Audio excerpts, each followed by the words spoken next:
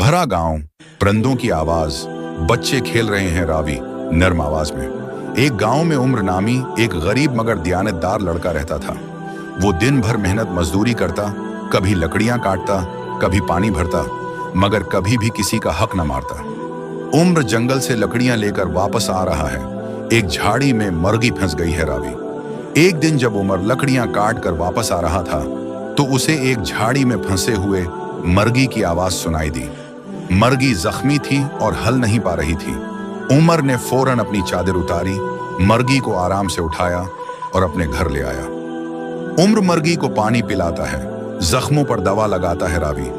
उसने मरगी का इलाज किया, खाने को दाने दिए और उसका खास ख्याल रखा। चंद दिनों में मरगी बिल्कुल ठीक हो गई। सुबह का वक्त मरगी कोठरी के कोने में अंडा देती है रावी।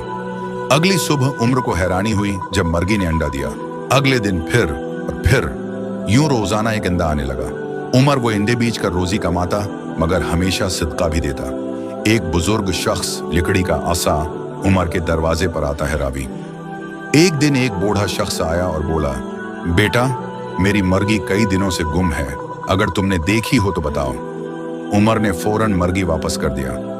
बूढ़ा शख्स खुश होकर दुआ देता है। उमर के घर में खुशहाली रावी। बूढ़ा बहुत खुश हुआ। उसने उमर को दुआ दी, बेटा, अल्लाह तेरे रिस्क में बरकत दे, तूने अमानत लौटाई है। चंद दिनों बाद उमर को गांव में एक अच्छी मुलाजमत मिल गई। अब वो गरीब नहीं रहा, मगर उसकी नेकी और दियानत आज भी मिसाल है। जो शख्स ईमानदारी से माल वापस करे वो क़यामत के दिन नबी के करीब होगा। ईमानदारी और नेकी का सला दुनिया व आखिरत दोनों में मिलता है। किसी की चीज अपने पास रख लेना आसान है, मगर लौटाना मोमिन की पहचान है। अगर आपको ये कहानी पसंद आई हो तो उसे जरूर आगे शेयर करें ताकि नेकी का पैगाम फैल सके। अस्सलाम वालेकुम व रहमतुल्लाहि व बरकातुहू।